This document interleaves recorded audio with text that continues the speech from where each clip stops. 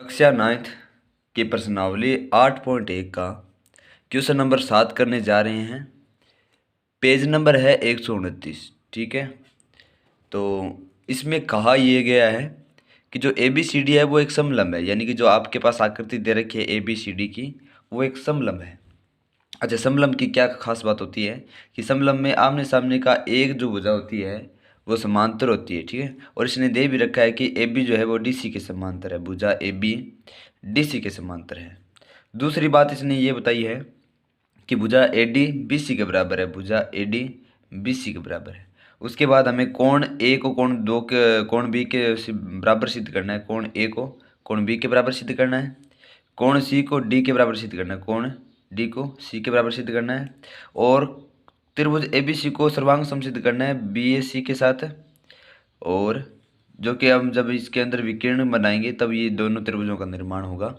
और उसके बाद जो विकीर्ण है ए सी और विकीर्ण बी डी, इन दोनों को बराबर सिद्ध करना है। ठीक है, तो इसने जो हिंट दे रखा है कि ए बी को आगे बढ़ाना है कहाँ तक कि सी से एक रेखा खींचनी है ए डी के समांतर, जो आगे चलकर ए बी को ई बिंदु पर काटे। ठीक है, तो सबसे पहले तो आपको इसका एक डायग्राम बना लेना है। ठीक है, जैसा कि मैंने बना ही लिया।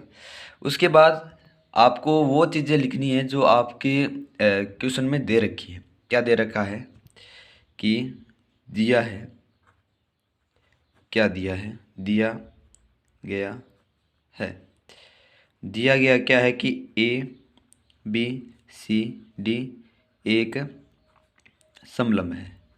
समलंब मतलब आमने सामने का एक जोड़ा समांतर है। कौन सा? ए बी समांतर है डी सी के, ए बी समांतर है डी सी के। दूसरी चीज़ जो क्वेश्चन में बताई है कि ए डी भुजा बी सी के बराबर है, ए डी भुजा बराबर है बी सी के। ठीक है, और इसको अपन ने क्वेश्चन नंबर 1 लिख दिया। जैसा कि क्वेश्चन के हिंट के अंदर अपन को दिया था कि हमें एक रेखा ए बी को आगे बढ़ाना है और फिर सी पॉइंट से ए डी रेखा के समांतर हमें एक लाइन खींचनी है जो आगे चलकर इस बढ़ाई हुई ए बी रेखा को ई बिंदु पर टकराती है। ठीक है, अब एक जो हमने लाइन बनाई है ये हमने पहले तो ए डी के समांतर बनाई है। दूसरी चीज़ का हमने इस रेखा को ए बी रेखा जो डी सी के समांतर थी उससे आगे चलकर मिलाया है। तो जो हमने रेखा बनाई है सी से ई, जो ए डी के समांतर बनाई है वो ए डी के बराबर भी होगी, क्योंकि ये समांतर एक प्रकार का समांतर चतुर्भुज बन जाता है। कौन सा? ए ई सी डी। जैसे हमने इस समांतर रेखा पर इसके समांतर एक रेखा और बना दी तो ये जो पूरा चतुर्भुज बना है वो एक समांतर चतुर्भुज है, जिसकी जो ये भुजा ए से लेके ई तक ये बराबर होगी डी से लेके सी तक के, और सी से लेके ई तक की भुजा ए से लेके डी तक की भुजा के बराबर होगी। तो मैं यहाँ पे लिख देता हूँ कि जो ए डी भुजा है वो बराबर होगी ई से लेके सी तक भुजा के, ई से लेके सी तक भुजा के। समीकरण नंबर 2। अच्छा, ये जो ए डी भुजा है वो बी सी के बराबर है समीकरण नंबर 1 से। और जैसे मैंने ये डॉट डॉट वाली लाइन बनाई तो ये ए डी भुजा अब बराबर है इसी लाइन की, यानी कि ये भुजा इसके भी बराबर है और ये भुजा इसके भी बराबर है, यानी कि ये दोनों भुजाएं भी आपस में बराबर होंगी। यानी कि क्वेश्चन समीकरण 1 व 2 से जो बी सी भुजा है वो बराबर होगी इसी के, समीकरण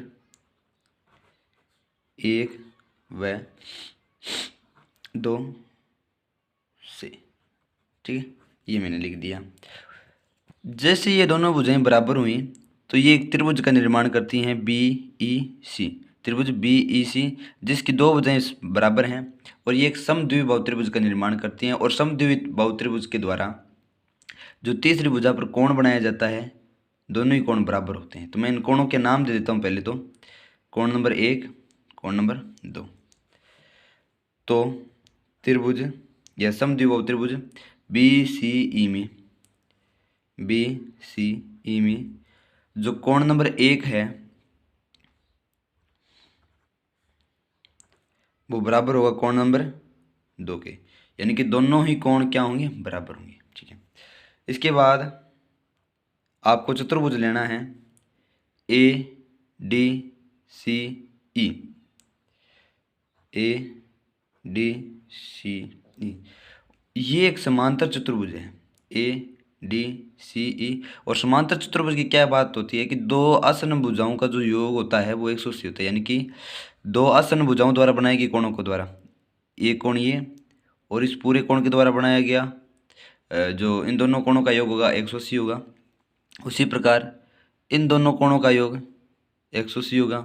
ठीक है, तो इस पूरे त्रिभुज में चतुर्भुज में मैं इन दो कोणों को लेता हूँ, एक कोण 2 और इसको मैं कोण नंबर 3 नाम दे देता हूँ, 180 होता है। तो चतुर्भुज ए डी सी ई में जो कोण नंबर 3 है और कोण नंबर 2 है, कोण नंबर 3 प्लस कोण नंबर 2, इन दोनों का योग 180 होगा। ये है, बराबर नहीं होता, 180 होता है। ठीक है, इसी प्रकार ये जो कोण है बचा हुआ, इसको मैं कोण नंबर 4 नाम दे देता हूँ। ठीक है, और ये 4 नंबर कोण और ये 1 नंबर कोण कुल मिलाकर ये एक रेखा का निर्माण करते हैं, यानी कि ये पूरा कोण 180 डिग्री का है। तो कोण नंबर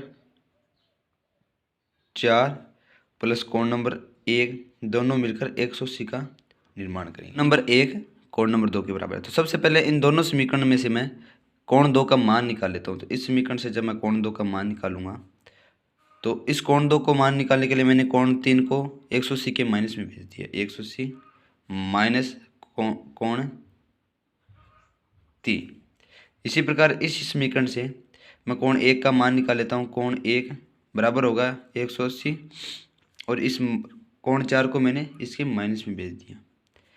अब हमने क्या देखा है कि कोण नंबर 1 जो है वो कोण नंबर 2 के बराबर है, यानी कि ये दोनों कोण आपस में बराबर है, तो ये इनके दो मान होंगे वो भी आपस में बराबर होंगे, यानी कि इन दोनों को अगर मैं बराबर कहूँ तो 180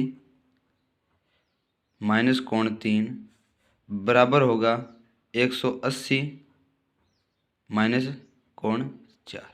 180 से 80 कैंसिल, माइनस से माइनस कैंसिल, तो यहाँ से कोण नंबर जो 3 है वो कोण नंबर 4 के बराबर आ गया। ठीक है, कोण नंबर 3 कौन सा, ये वाला, और कोण नंबर 4 कौन सा, ये वाला, कोण नंबर 3 कौन सा, ये वाला। और क्वेश्चन नंबर 1 में हमें यही सिद्ध करना था कि कोण नंबर 1 पर जो कोण बना है, ए पर जो कोण बना है वो बी पर बने कोण के बराबर है, यानी कि बी पर बने कोण के बराबर है। और ये हमने यहाँ पर सिद्ध कर दिया कि कोण नंबर ए बराबर है कोण नंबर बी के। ये पहला तो यहाँ पर सिद्ध हो गया। ठीक है, दूसरी चीज़ हमें सिद्ध ये करनी है कि कोण नंबर सी, यानी कि ये वाला कोण बराबर है कोण नंबर डी के, यानी कि इन दोनों को कोणों को बराबर और सिद्ध करना है। ठीक है, तो सबसे पहले इस पूरे चतुर्भुज में जो ये कोण नंबर 1 है आपका, कोण नंबर 1 जो है वो बराबर होगा इस कोण नंबर सी के। अच्छा, ये कोण नंबर 1 और कोण नंबर सी बराबर क्यों होगा, कोण नंबर, इसको मैं नाम दे देता हूँ कोण नंबर 5 और बचे हुए को भी मैं नाम दे देता हूँ कोण नंबर 6। तो जो कोण नंबर 1 है वो कोण नंबर 5 के बराबर होगा, कोण नंबर 1 कोण नंबर 5 के बराबर होगा, क्योंकि एक जड़ की आकृति बना रहा है, तो ये दोनों कोण एकांतर कोण है, एकांतर कोण। ठीक है, दूसरा जो कोण नंबर 2 है वो कोण नंबर 6 के बराबर होगा, क्योंकि ये पूरा एक समांतर चतुर्भुज है और समांतर चतुर्भुज में जो सम्मुख कोण होते हैं वो बराबर होते हैं। तो यानी कि यहाँ पर जो कोण नंबर 2 है वो कोण नंबर 6 के बराबर होगा, कोण नंबर 2 कोण नंबर 6 के बराबर होगा, क्योंकि समांतर चतुर्भुज के क्या हैं, ये सम्मुख कोण है। ठीक है,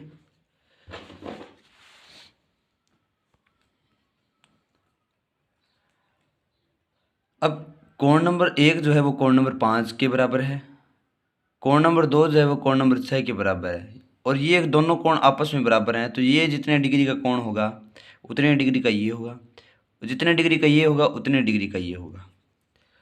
और ये दोनों कोण बराबर हैं, ये दोनों कोण बराबर हैं, ये आपस में बराबर हैं, तो बचे हुए दोनों कोण भी क्या होंगे, बराबर होंगे। ठीक है, तो मैं यहाँ पर समीकरण नंबर इसको 3 दे देता हूँ। तो समीकरण 3 से हमने पहले भी देखा है कि कोण नंबर 1 कोण नंबर 2 के बराबर है, यानी कि ये दोनों कोण बराबर हैं, तो ये दोनों कोण भी बराबर होंगे। कौन से? कोण नंबर 5 और कोण नंबर 6। कोण नंबर 5 जो है वो इस सी वाले पॉइंट पर बन रहा है, कोण नंबर 6 जो है इस डी पॉइंट पर बन रहा है। तो इस प्रकार ये दोनों कोण क्या होंगे? बराबर होंगे। तीसरी चीज जो हमें सिद्ध करनी है कि त्रिभुज ए बी सी सर्वांग समेत त्रिभुज बी ए डी के। तो सबसे पहले एक विकर्ण इसके अंदर खींचनी है आपको।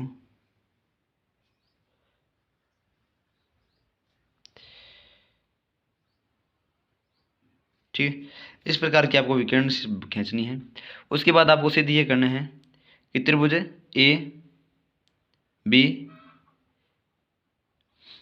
सी ये वाला त्रिभुज बराबर है त्रिभुज ए बी डी के। तो सबसे पहले तो आपको काम ये करना है कि आपको इन दोनों त्रिभुजों में, कौन से त्रिभुजों में? दोनों त्रिभुजों में सबसे पहले तो आपको ए बी भुजा को ओबिनिष्ट बताना है। उसके बाद ए डी भुजा को बी सी भुजा के बराबर बताना है, जो कि क्वेश्चन में दे ही रखा है। तीसरा जो दोनों त्रिभुजों में है, इस त्रिभुज में ये वाला कोण और इस त्रिभुज में ये वाला कोण दोनों में बराबर है। ठीक है, क्योंकि हमने कोण नंबर 3 को कोण नंबर 4 के बराबर ऑलरेडी सिद्ध कर रखा है। तो ये अपन को करना है कि त्रिभुज ए बी डी व त्रिभुज ए बी सी में, त्रिभुज ए बी सी व त्रिभुज ए बी डी में, दोनों त्रिभुजों में ए बी भुजा उभयनिष्ठ है। ये अपन सिद्ध कर रहे हैं 3 नंबर पॉइंट। ए बी भुजा बराबर होगी दोनों में, क्योंकि दोनों ही क्या है? उभयनिष्ठ है, उभयनिष्ठ। उसके बाद हमें भुजा ए डी को बराबर बताना है बी सी के। दोनों त्रिभुजों में जो भुजा ए डी है वो भुजा बी सी के बराबर होगी, क्योंकि दिया है, क्वेश्चन में दिया है कि भुजा ए डी जो है वो बी सी के बराबर है। उसके बाद जो कोण है बी डी ए बी, कोण डी ए बी बराबर है कोण ए बी सी के, ए बी सी के। जो अपन ने पिछले जो सिद्ध किए थे उनमें अपन ने बता भी दिया था कि ये जो दोनों कोण है, कोण नंबर 3 और कोण नंबर 4, ये दोनों बराबर है। तो इस प्रकार हमने 2 भुजाएं सिद्ध कर दी बराबर हैं और एक एंगल सिद्ध कर दिया, तो इसमें सर्वांग समता लग जाती है। और इस सर्वांग समता से जो ये दोनों त्रिभुज हैं वो सर्वांग सम है, तो इनकी जो बची हुई तीसरी भुजा भी है वो भी क्या हुई? बराबर हुई। तो सबसे पहले सर्वांग समता लिखते देते हैं। तो त्रिभुज ए बी सी है वो सर्वांग सम है त्रिभुज ए बी डी के।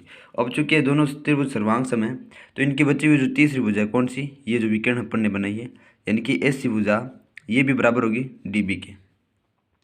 तो यहाँ से चौथा भी पॉइंट सीधी हो जाता है कि जो बची हुई भुजा है तीसरी एस सी वो बराबर होगी बी डी के। और इस प्रकार ये चारों के चारों सिद्ध हो जाते हैं। तो यहाँ पर लिख देते हैं इति सिद्ध। ठीक है।